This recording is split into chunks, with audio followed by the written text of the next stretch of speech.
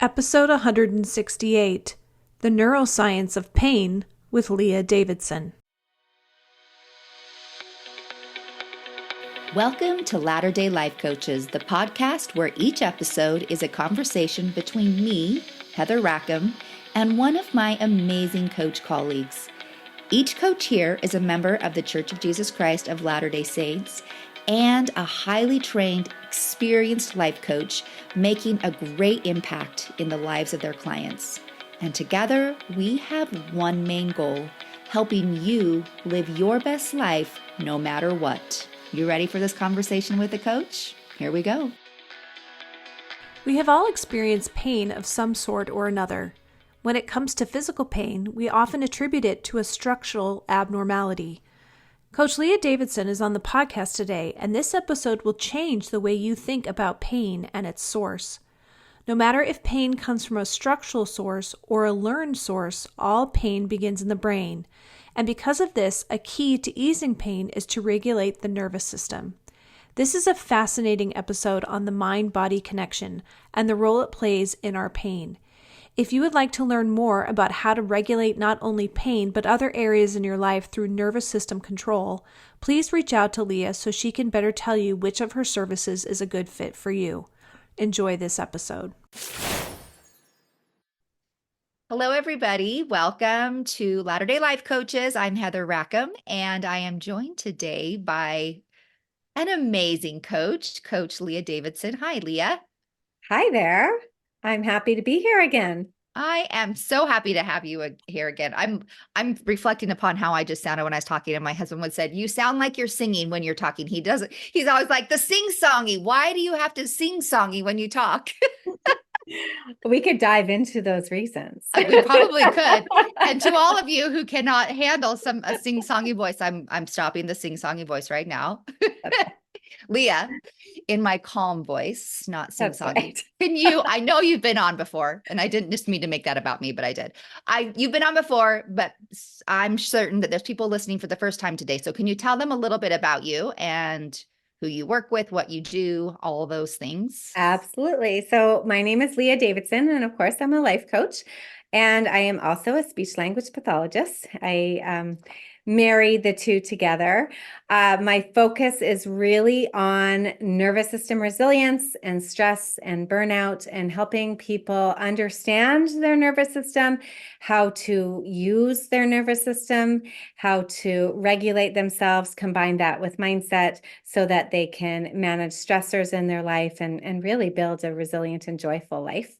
My background, as I said, is also a speech language pathologist. So that's where I have a lot of introductions to the brain and how the brain works. I work in the area of traumatic brain injury. So know very well what happens when something goes wrong with the brain, how it impacts the nervous system, how it impacts everything that we do.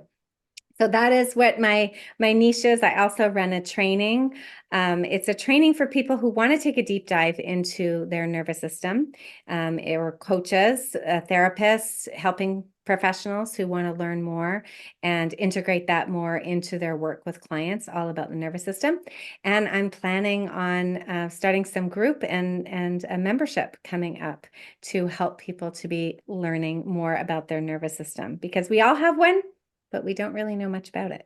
I was just going to say, like, it's this big piece of us, and most of us are very oblivious to it. It's right. like living next door to a neighbor that you have no idea who they are. Like you've never met.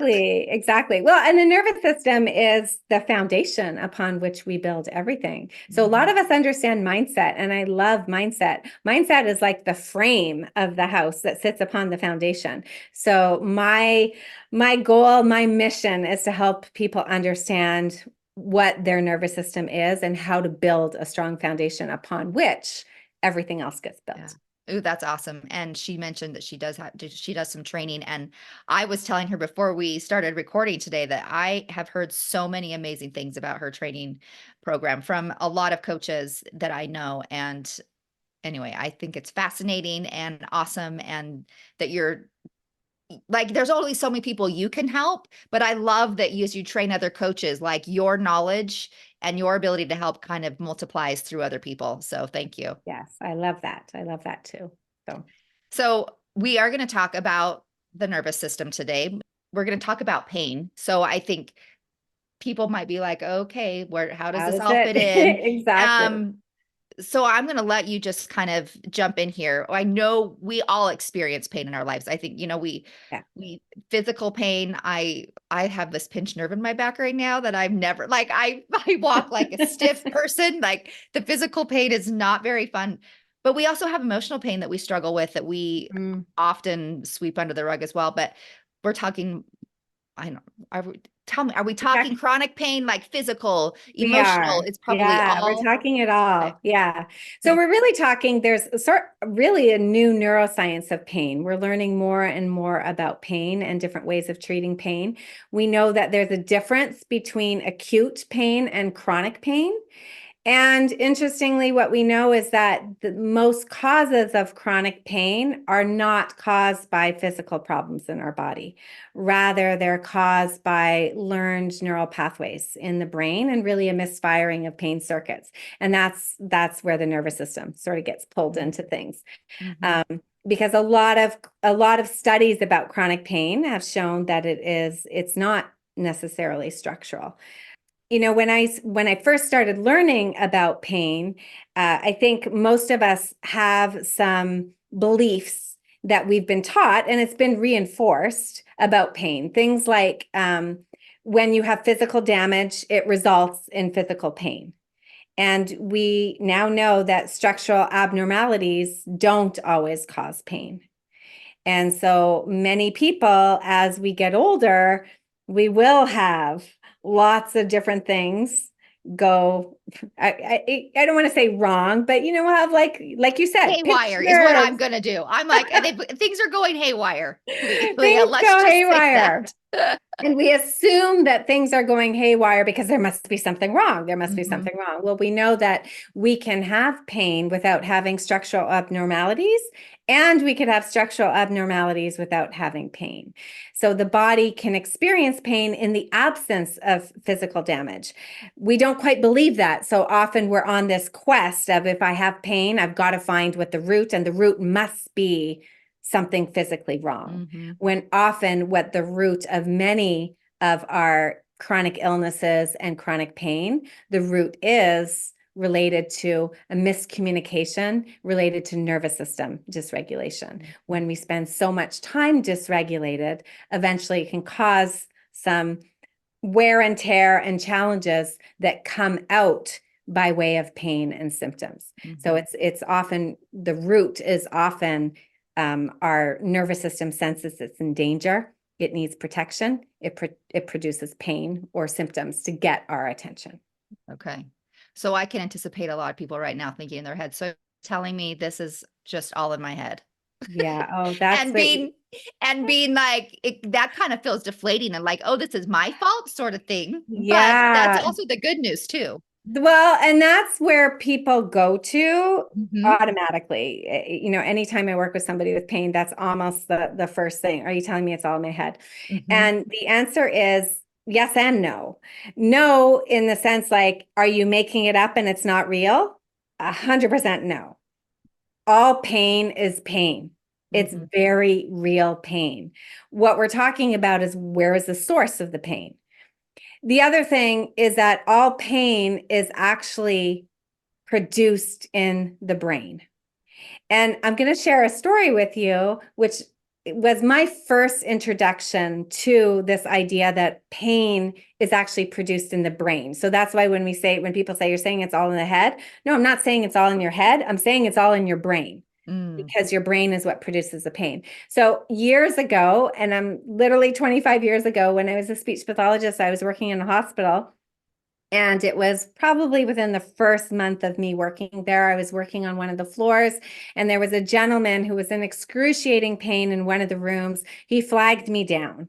And, new speech path, I don't know the protocol, I don't know anything. He was like, I am in pain. I am in desperate pain. You have to go get the nurse. I need help.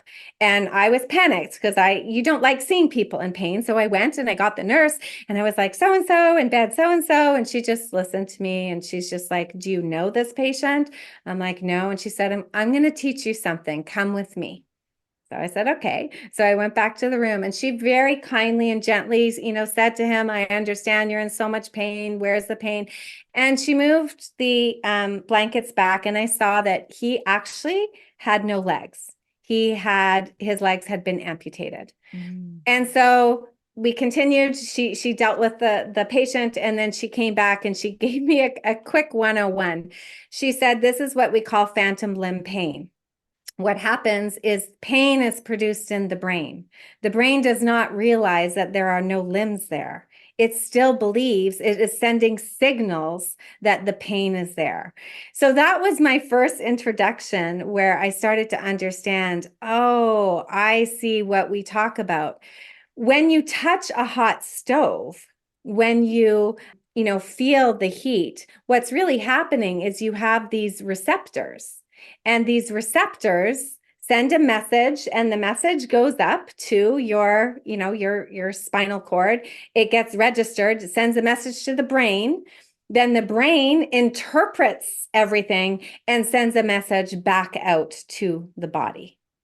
And so when we're feeling things in our body, it's not actually being produced in our body, it's actually being produced in our brain. Mm-hmm. So all pain is produced in your brain. Okay. Thank you for clarifying and teaching us that it is in fact yes and no all in our brain. That's right. That's right. Oh, but like I said, that is the good news, right? Like we get Right. sometimes people are like, I don't want to hear that, but that Yeah. is Yeah. And super we do helpful. want to differentiate too between acute and chronic pain. Acute pain, pain that happens immediately, and it can also be like structural pain. We're not saying that all pain is going to be Right. the same kind of pain. So you It can just have pain. originates from the same place. It That's all right. originates in the brain. Yes. Well, in fact, there's actually different places of the brain, which makes it even more fascinating. When people have acute pain, they see there are certain sort of pain centers, multiple pain centers that light up when you have acute pain. And usually our bodies are able to heal within sort of that 3 to 6 month range. And after that period of time, what they started to see when they did functional MRIs is that the pain centers have shifted, and they go more towards an area of learning and memory. So it's almost like the brain, even though the body may heal, the brain has learned the circuit to produce the pain. Mm-hmm. And so it keeps fueling that pain. And it's that learning memory area of the brain that is getting lit up. Mm-hmm. So there's acute and chronic. And then there's also, when we talk about pain, there is pain that is structural. So people can have a fracture. People will develop diseases like cancer. People will have autoimmune, different diseases that we see their structural challenges. And then there's a whole subset of disease and illness and pain that doesn't really have a physical cause, or we can't find what the root of it is. And that makes up the bulk of what people suffer with chronic pain. We have like digestive challenges, things like irritable bowel syndrome is the one that comes to mind, because that's something that I suffered with. It's, they diagnose it by ruling out all the other things. Okay. Or when sometimes people will have like migraines, they may not know what the cause is, but it's very real pain that people are having. Or they'll have neck pain, or back pain is a huge one that they don't know. Maybe there was an injury, but it should have healed by now. Or I just bent over weird and now I have this pain. So anytime you have this pain where they really can't find the root cause of it, and it's gone on for chronic pain, it often becomes labeled as something neuroplastic pain. And neuroplastic pain just means it's the brain. And it can be also referred to as like a mind body, where it is the communication, because pain is a communication with the body. It's sending a danger signal, and the wires sometimes have just gotten crossed. So you're educating us here, and you're giving us this information and the difference between the chronic and acute and different places that they stem from. what can we do with that information? What does that mean for us as a listener? How do we take that in, and even can we utilize that in our own, for ourselves? How does that become beneficial for us to know? Right. Well, it's good news actually, because when something is structural, it can be very difficult to solve, especially, as we can see when somebody, I mean, time can help heal things if you say have a fracture, but somebody is dealing with something like cancer. We know that it's hard to deal with. When we have some chronic pain, by no means am I saying minimizing it, that it's not hard to deal with, but we know that there are some things we can do through the brain. We are able to rewire the brain without having to deal with the structure of the body. If you look at how do you determine if the kind of pain that you have is considered a chronic pain, a mind body, something that is produced as neuroplastic from the brain, there's a couple of criteria that we can actually look at. The first thing, if you are dealing with pain, you always want to make sure that you are going through the diagnostic process with your medical provider. You never want to just assume that, oh, I don't think this is anything structural. You're always going to make sure you meet with the doctor, and they're going to, diagnose or share with you whatever they feel is the problem. That's not to say that sometimes we get diagnoses that we can't help with some of these techniques, but I just want to make that clear. I don't want people going around self-diagnosing themselves. But after they have sort of, the doctors are like, well, we think it's this, or it lands in a diagnosis that is considered mind body. As I said, some of these things like irritable bowel, or some people, head and neck pain, a lot of back pain. There's lists and lists of different ones. But you can start asking yourself some questions. And Dr. Howard Schubiner, he is sort of one of the pioneers in this area of chronic pain. He came up with this acronym called FIT, F-I-T, that will help you determine whether or not your pain is neuroplastic. And FIT stands for functional, inconsistent, and triggered. The F of functional, it basically means that the symptoms of whatever you have does not fit with or is not explained by a known structural condition. So for example, you could all of a sudden have woken up with a certain kind of pain, and we say things like, oh, I slept funny, or I twisted the wrong way. So really the symptoms occur without any real injury, or they have persisted after a period of time that you would expect the injury to heal, which is sort of that 3 to 6 months. And maybe they have started to spread to other areas of the body. It started on one side and now it's on the other side, or they have different qualities like tingling or electric or burning. These are sort of this functional symptom. The next symptom that you're going to look for is this inconsistency. So the symptoms vary in ways that a structural condition would not. So if I have broken my arm and I have pain, it doesn't matter that it's sunny or cloudy outside. It doesn't matter if I'm on vacation or if I am, at home. So if you see your symptoms shifting, that they're more or less intense at different times of day, that maybe they disappear for periods of time. It was gone for a while and it came back. They're worse with certain shoes or in a certain chair, or if I face a certain direction. They occur when you think about them more. So it was fine, and then I started thinking about it again. They can occur and intensify with stress. And again, this is where we'll shift and we'll start talking about the nervous system in a few minutes. But if you see that stress intensifies the symptoms, there's an indicator there that there's a mind-body component, that there is something there that the brain is producing. The brain has learned a pattern. And then the third thing is triggered, that the symptoms are brought on by a stimuli that really wouldn't necessarily cause that symptom physically, but it's activating the brain to generate the symptoms. So sometimes it is that people will say, well, a certain smell or a certain sound or a certain light or a change in temperature or weather or a certain movement, even me anticipating something that's stressful or imagining something can engage that activity, it usually indicates that there is a neuroplastic component. If not completely neuroplastic, there's a neuroplastic component in there. First of all, my brain is like so impressed with what just came spewing out of your mouth, not spewing, but like informing me from that question. So thank you for having all of that in your brain so that you can share it with me and everybody else. So what do we do with that now? I guess like that's just still like we have that knowledge. We learn this, the functional, and consistent and triggered. Mostly I'm assuming this is like a tool for us to be aware, like to pay attention to where this pain, where it comes from, how it's right. when we notice it. Yeah. Using it for So awareness. what that does when you go through using this tool, it helps you start to see how much your brain is probably engaged and causing and how much the mind and the body is interacting with this.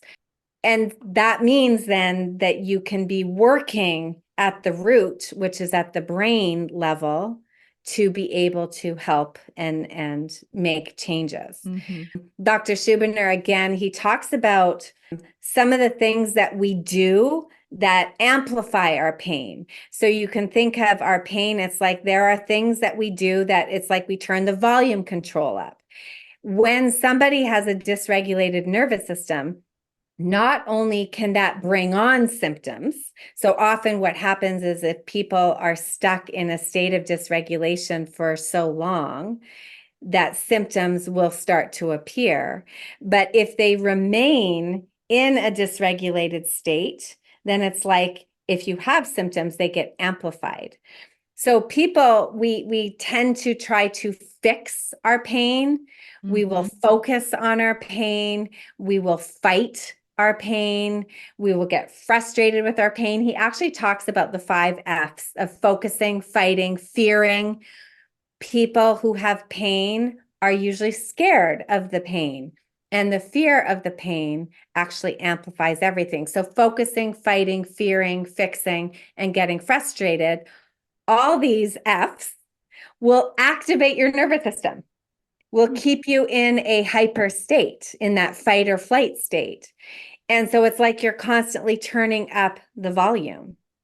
And some of the things that we can do is we can start changing how we relate to the pain.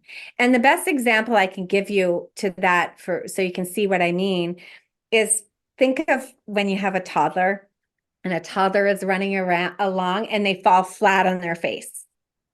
There's usually a second where the toddler doesn't react or respond, and they look up and they look for their parent. Look for our response. Yeah. They look for our response. Now, if you respond like, oh my gosh, what happened to you? We better call, 911, and you respond in that heightened way, chances are your child is going to have an exaggerated response. They are looking to you like, what's going on here? Now, if they look to you, and I'm not saying you dismiss it because that goes the other way too, right. But if they look to you and they see some compassion, maybe you check and you look and you're like, you're okay, you got this. You make sure they're safe. You make sure that you take care of whatever needs to be taken care of. But then you may even introduce a little bit of, a little bit of humor. You could just brush this off and you maybe try to lighten it up. What you're trying to do is you're trying to keep them nice and regulated. Our pain is our toddler. Our pain comes to us and it is looking at what our reaction is going to be. And if our reaction is the fighting and the fear, then it feels the nervous system, this is danger, I need to protect it. It will intensify the symptoms. If we are able to change the relationship, and that's really what some of the strategies we use for dealing with chronic pain, if we're able to change our relationship with that pain by just noticing it, observing it, describing it, sending it messages of safety, trying to lighten up, it sends a message of safety to our nervous system. our nervous system can remain calm, and we're turning the volume back down. So it is all about safety and danger. That's what the nervous system is always doing. And when there's danger, which means there's fear and frustration and this fixation, it turns everything up. And when we have safety and calmness and regulation, it turns everything down. And that's what our goal is when we're working with chronic pain, is to learn how to firstly regulate your nervous system so that you can bring on more safety and turn the volume down. You just made me more calm, even the way you described that. And I'm thinking, as you're talking about pain, and I told you I had like this pinched nerve or something going on in my back. Yesterday, it got super bad yesterday, and I was trying to listen to the Fs that you were sharing, and I guarantee that the fear, because I've had that happen before, and I just like was so afraid of that pain. Like, I know what this means, and I know it's gonna lay me out for far too long. By the time I went to bed last night, I was in bad shape, and it's probably, I'm looking at the Fs that you shared, and I'm like, I could probably fall under every one of those categories. And no wonder I was in so much pain last night. Fear is a strong fuel for Yeah. pain symptoms. It plays a large role. That fear that you feel, it reinforces to your brain it is dangerous. And that leads to more fear. We call it the pain fear cycle, that as you have more fear, it creates more pain. And then more pain, what happens is it sends a message, okay, this is really getting bad. There must be something that's really wrong. And then that fuels the fear again, and it continues. And we're programmed in today's society. We're programmed for fear. We're programmed to be hypervigilant. We don't have room in our life. We are on high alert all the time. And when we are on high alert, it sends messages of danger to our nervous system. And that is going to turn the volume up on all things that, we're talking about pain here, but all things like symptoms, even things like anxiety. We are just rampant, cranking that volume as we fuel it with fear, instead of saying, you know what, it makes sense. I understand why you have the fear, but we don't have to fear things. We don't have to. When we add fear, actually, some of the definitions, they talk about pain is sensation plus fear. When we remove the fear, pain just becomes a sensation. Okay. Listening to you sounds very much like the work that you and I would do if we were working with someone cognitively, as we have those same kind of conversations, but it's directed to a different place. And this is like, so I think people who are listening are like, yeah, I've heard people share things like this before, like, oh, everything's going to be okay. In that sense, we're kind of trying to regulate our emotions. And you're talking about regulating our nervous systems and our physical bodies. Yeah. Because when you have a dysregulated nervous system, your access to your cognitive skills are cut off. It's limited. You have limited access.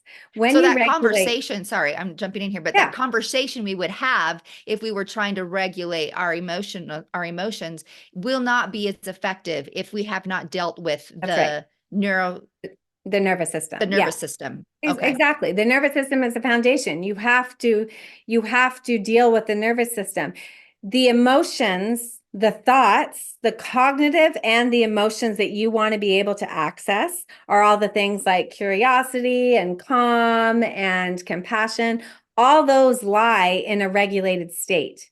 If you are in a dysregulated state, the access you have to your emotions are going to be emotions tinged with dysregulation, anxiety, overwhelm, defensiveness. And then on the lower spectrum, loneliness, helplessness, hopelessness. Our emotions will match our nervous system state. And our cognitive skills are offline because our CEO can only come online when we are completely regulated. So if you're trying to talk your way completely out of pain, you're not going to have great success until you learn first how to regulate your nervous system.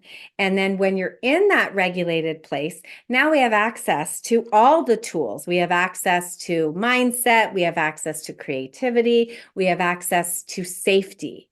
And our brain needs safety in order to heal.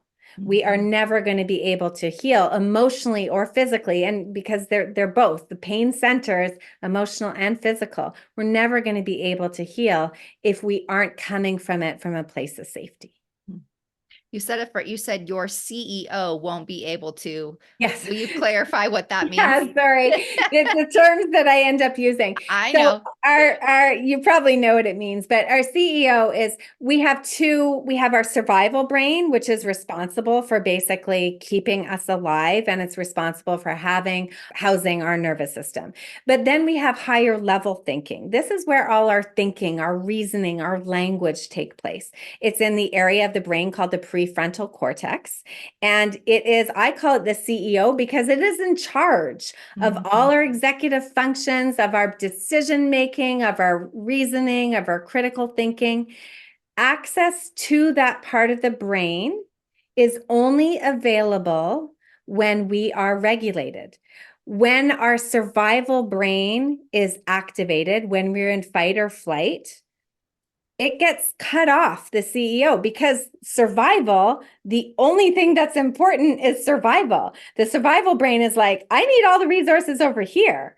I don't need resources to think and be compassionate and to be kind and set goals. No, all those resources come over here to help me survive. This is a matter of life or death.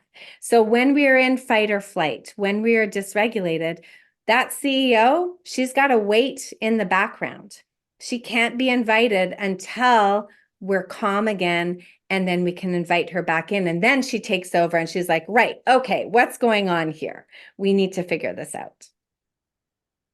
I'm hating to make this about me again, but I only bring it up because I think it's helpful for people to, like, by the time I think I experienced all the things that you said, like, was it like short temper? I don't know. I can't remember. I'm saying short tempered because that's what I was yesterday. Like I had this long list of things that I was experiencing because I could not deal with stuff on a cognitive level because I had this fear of, oh my gosh, here I go down this.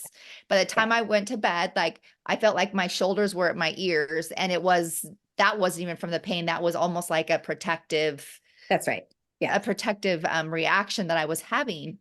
As a side note, I feel like I always get these weird things that happen to me right before I have a conversation with a coach that then answers the questions. It's as if I needed to experience these things so that I could have an educated conversation. So it makes me fearful of who I am talking to in the future and what am I going to. We'll have to change topics. I'm always bringing these heavy topics. So No, I love it. But honestly, like I always think, why am I experiencing this? And then I'll have a discussion with a coach for a podcast. I'm like, oh, well, this is why, because I had to be educated in this way in order to do it. But anyway, I'm rambling. We've talked about so many things today, and I know that I probably asked questions that maybe threw you off of the things you want to share. Is there anything that you want to talk about that we haven't covered today? I mean, I think the main thing I do want to make sure that comes across that pain is real. Yeah. The challenges that you feel are real. All pain, though, is created in the brain. And it's not the same as saying, oh, you're making that up. Yeah. And I know that sometimes no matter what people say, that they still come back to, you said that all of it is in their head. But I want to emphasize your pain is real. And we're just trying to determine, is it structural? Meaning that it's like the fracture, it's a disease, it's something, which I will say that all of the ways that we can work with healing and dealing with the nervous system will help you even if you have structural, so that you don't develop like the fear and that you are sending messages of safety. It will still help. I have a client that I work with, she has rheumatoid arthritis, and that is something that is considered structural. So she's followed by her medical team and on medication, but we still work together because there are a lot of patterns that the brain can get into related to a lot of the fear of the pain, the fear of the flare-ups, and we're able to make lots of gains in those areas. So I just want to make it clear that the pain is real. There are things to do differently with your pain if the root source is that the brain has learned and it thinks it's being helpful, it's created a pattern, then we can interrupt that pattern at the level of the brain. And it starts with learning how to regulate your nervous system. That's where it comes back to. And if you can learn how to do that, we can sort of dial down. And for many people, believe it or not, it's like completely turning the pain switch off or eliminating the symptoms altogether. Amazing. It really makes me, it just kind of drives home the idea that, as you talked with your person, your client who works with her doctors and with you, and there is balance in all things, right? We can't just be heavy on the cognitive Yeah. therapy side, and we can't just be heavy on the physical. I mean, we can at times, but I think our best approach is when there's a good balance Mm-hmm. in all the areas of our life, physical, emotional, Mm-hmm. spiritual, Yeah. all the We want things. to explore them all. And Yes. we want to bring into what can help me in this area that I can bring into my life. Yeah. I think that that's the beauty of having, physical components and mindset and nervous system and spiritual. And we pull all these things together and we sort of create our own plan of healing, depending on what our individual challenges are. I love that. We create our own plan of healing, and we look to so many people to create plans for us. We want somebody else just to tell us what to do. And there is nobody else knows exactly what we should do because they're not us. But I really truly believe that we can be guided to what we need personally, and that our heavenly parents will help us find what that is. We've got to get out there and do some of the legwork Absolutely. and find the resources and educate ourselves. Hmm. And I believe like our heavenly parents really want us to have hope and Mhm. to find hope and to find light. And I know that sometimes when people suffer with chronic pain and illness, there's a lot of darkness. It Oh, can yeah. be a very scary, lonely, hopeless, and helpless place. And I do believe that you will be guided to have hope because hope is available. There is so much research being done. There are so many different ways and new ways of treating things and dealing with things and healing. And it does require some openness. It does require some research, but I believe that the path is there. And it sometimes you just need to find somebody that will help you get on that path.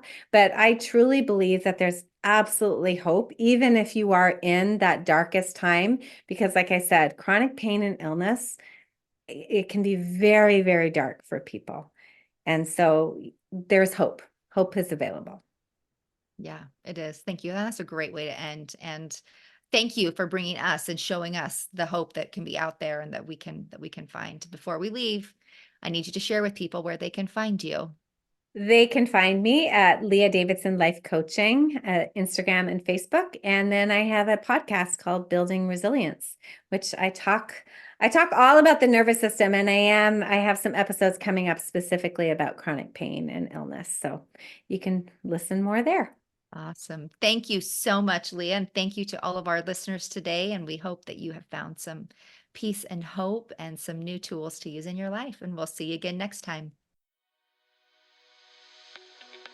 Hey, we just wanted to thank you for spending part of your day here with us at Latter-day Life Coaches and being part of this conversation. Share this with your friends so that you can have a conversation with them on this topic as well. And as always, subscribe so you don't miss a single episode. Have a good one, my friends.